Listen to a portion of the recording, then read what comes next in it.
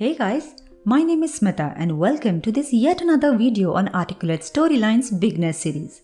In this video, we will look at planning involved before you even start working on your e-learning project. Irrespective of the authoring tool you decide to use, you must never ignore planning your project. The outcome of the planning of the course or series of courses is usually documented in the design document. Also, most of the project planning is done during the analysis stage in the ERI lifecycle. For more information on the ERI model, please refer to the links in the description section below. I may also create a separate video in future on ERI model to discuss how it is applied in the training and development industry. I know that this video is mainly relevant to the instructional designers. For developers, it will give a better understanding of what they should expect prior to working or developing the project.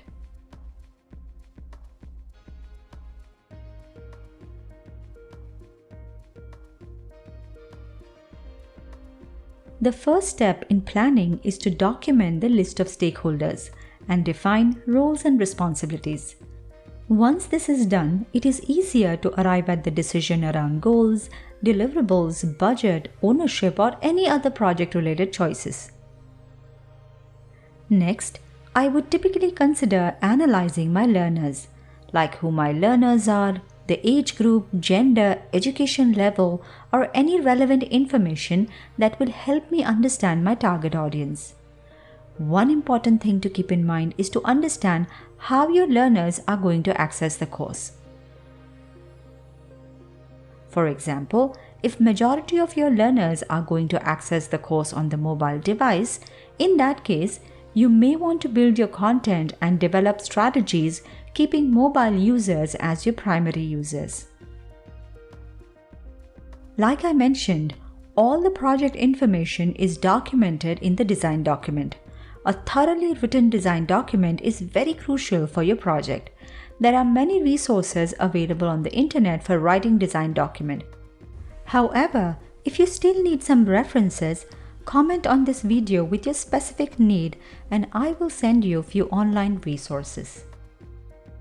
To write a successful design document, the instructional designer must first identify the business goal.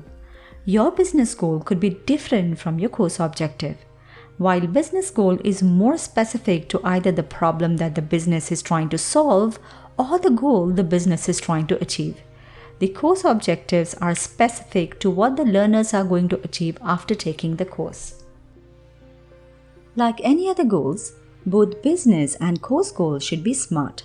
That is, specific, measurable, achievable, relevant, and time-bound. I would also recommend Cathy Moore's action mapping. Action mapping is an instructional design method created by Cathy Moore that is meant to streamline and simplify the design process. The focus of this method is to save the instructional designers from writing courses that simply delivers information or looks like a content dump. Action mapping instead aligns the learnings with the business goals, identifies the actions required by the learners to achieve the business goal, and provide just enough information to the learners to be able to perform those actions. This is just a quick overview of the method. I would highly recommend that you read more about Cathy Moore and her action mapping technique. Once you have your business goal identified, your design document should provide other valuable information like learner analysis, performance analysis, technology analysis, development timeline, as well as interactivity level and the course duration. Another thing to consider in the design document is the structure of the course or series of courses. This sometimes is even referred as course outline.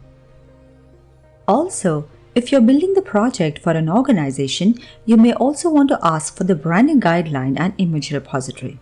However, if there is no branding guideline provided, I would first begin by getting approval for the color swatches, fonts, player skin, and look and feel of the course. Even if this means putting an additional effort in designing the player skin and few dummy screens for stakeholders' approval. All this extra effort can save the day later when the project is in the development cycle. And finally, if you are one of those instructional designers like me who work on the storyboard as well as develop the course, even then I do not begin working directly on the tool, unless you must deliver the course like tomorrow. Never ignore the importance of planning, design document, project plan, and storyboarding. Developing a course on an approved plan and storyboard is the fastest and the most efficient way of e-learning development. So next time when you must develop the course, you know what to ask for. I hope you enjoyed this quick overview video on planning. If you like the content, please like and subscribe to the channel. Thank you for watching. See you in the next video.